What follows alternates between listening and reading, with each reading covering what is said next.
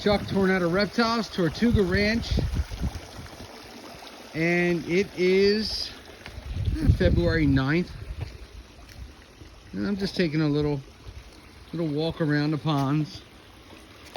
It's nice out, 62 degrees today.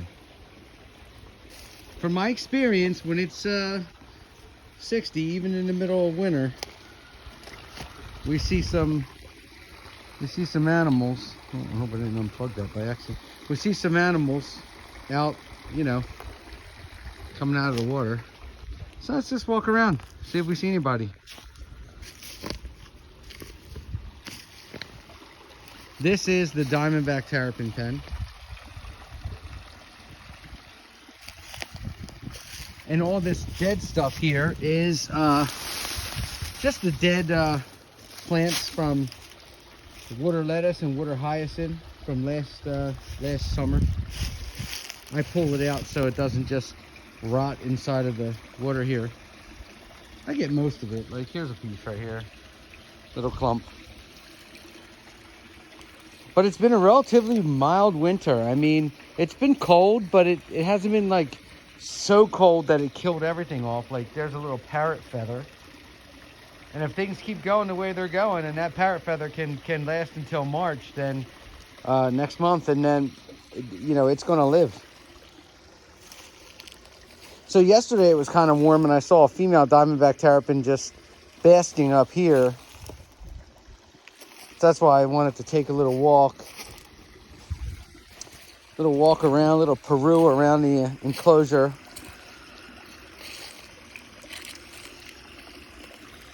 I don't see anybody. I'm surprised because it's pretty warm today. Oh, I see somebody. I see somebody right there. Yep. This is one of my youngsters. Okay. All right. Just sitting out. Still hibernating, but I'm gonna have to put that little guy in the water. See if there's another one.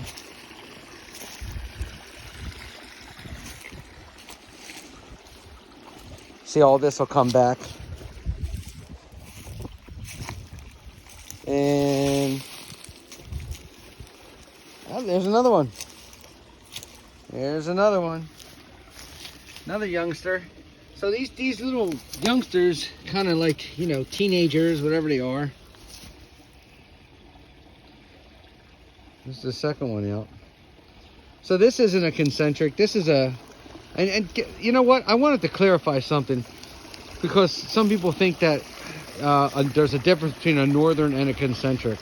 There's not. A concentric is a northern Diamondback Terrapin. It's just a kind of a pattern mutation of the northern Diamondback Terrapin. But I'm gonna bring this guy inside, and I'm gonna bring the other guy inside, because they're just not staying in the water. They're coming out, and I don't like that. I'll bring them inside and I'll stick them in a little tank and put them in, because they're just not old enough. They're confused. I think they're just confused. Let's see if there's somebody. Yeah, its eyes are closed and stuff. It's alive. It's okay. So same as the other one. Eyes closed, just kind of. It's alive though. It's fine. Let me put that little guy there. Let's take a look. Make sure there's nobody under here. No. Nobody under here. Oh, no. Yeah, so a lot of times these little guys, and I don't know if they're 2 or 3 years old at this point. They just, for some reason, some of them just get confused, and they just stay out of the water a lot of times. And then they don't go back in. Like, they'll come out when it's warm. Let's go into the spotted turtle and box turtle pen. They'll come out when it's warm. So will some box turtles. Box turtles will come out when it's warm too. But you know, if you leave a box turtle alone, the box turtles tend to go back. They go back in, and they do what they do.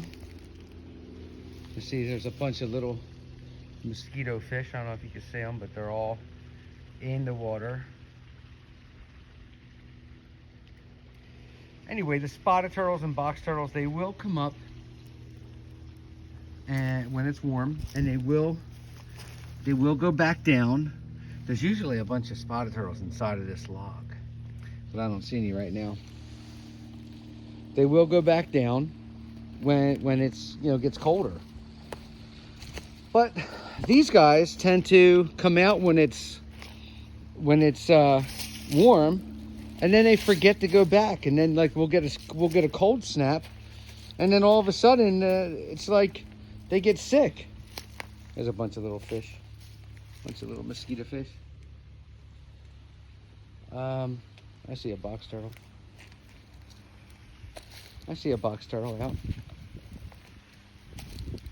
Again, this is February 9th. Not much activity. You can tell this little guy was hibernating. It's a female. She came out.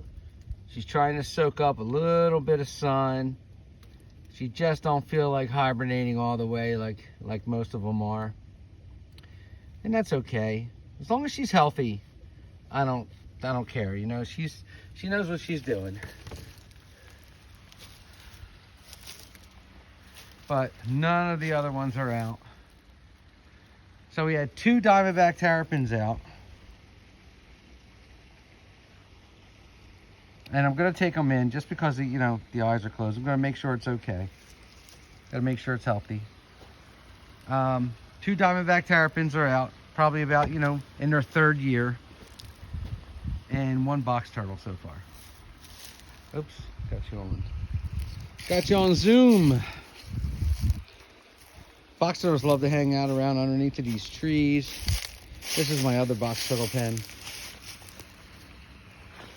This is also the pen where you're likely to find red-eared sliders, red bellies, things like that.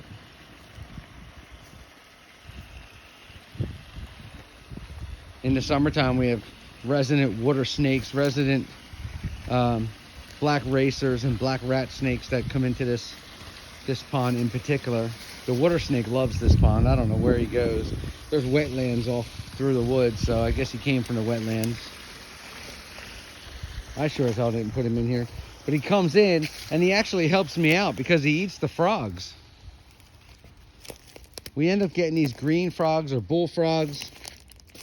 I always thought they were just bullfrogs, but a friend of mine was down and said that they were green frogs.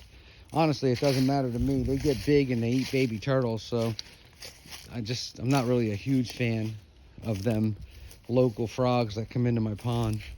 And the water snake comes around and eats them. Gets a big full belly. Now see, I don't know if you can see the cutout I did here.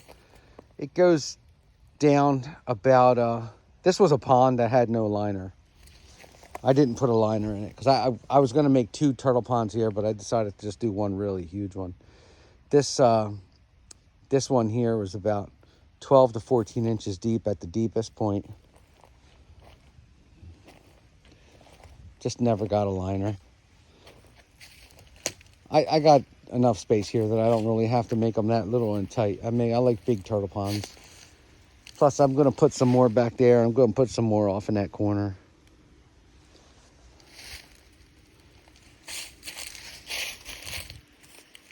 We actually put an offer, I put an offer on a house that has 19 acres. 19 acres up the road. So if that deal goes through, I'll be selling this place.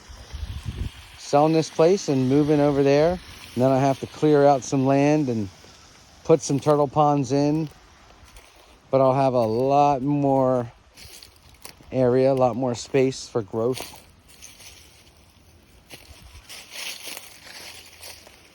Yeah, I don't see any more. Came out and fed the dogs. I fed the goats. I fed the donkey, Gabby. There's Gabby. Gabby. Hey, buddies. Hey, buddies. Oh, you're pregnant. Look at you. So she's pregnant. You can see it pushed out the side there a little bit. And that's what they do. It pushes out the side. I've never had babies yet. So it's going to be very exciting. But you can see how plump she is. And there's my donkey, Gabby. That's my baby girl.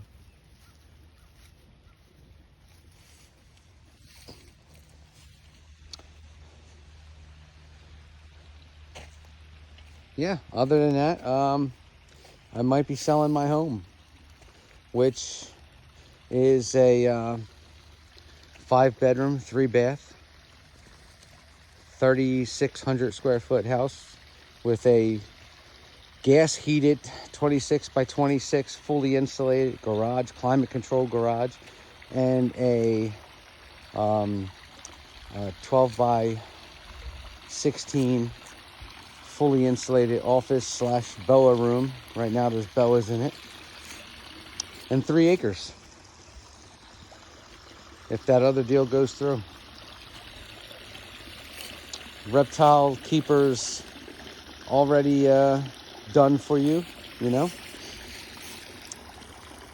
Already has built-in enclosures and ponds and everything you would want to keep outside turtles, tortoises, monitors, breeding boa constrictors, everything done. Probably cost me close to $70,000 to build all this stuff between the enclosures, liners, pumps, monitor enclosures. There's 2 pressure treated 2x12s underground and 2 above ground here. So nothing could dig out, nothing could dig in. And if it does dig in, it's going to be a pretty damn determined little animal to dig in there. Oh, I see a wood turtle. No shit. Hope it's okay.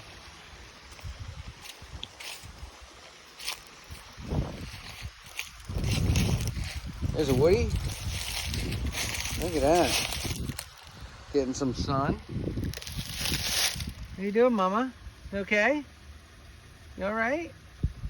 Yeah, she's okay. Just getting some sun. She's sitting in the sun. And this is the wood turtle enclosure, which is, I don't know, I made it bigger. It's probably like 150 feet long by, 32 feet wide. It's got a 75-foot water pond with spillway. 75 by 20 water feature. I believe that is the 2,600 gallon per hour, 4-inch piping, making up the waterfall coming out of the spillway. And all this has to stay. I can't take it with me. It's a shame, but it would just take too much to take it with me.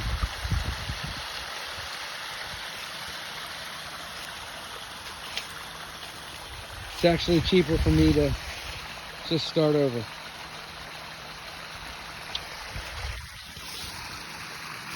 And don't get me wrong, I love my house.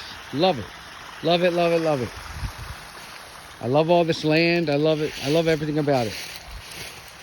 But, there's a big difference between 3 acres and 19 acres. And land around here where I live is getting hard to come by. So if I have an opportunity, I'm going to take it. Thank you for watching. Chuck Tornetta, Tortuga Ranch. Appreciate everybody. Thank you.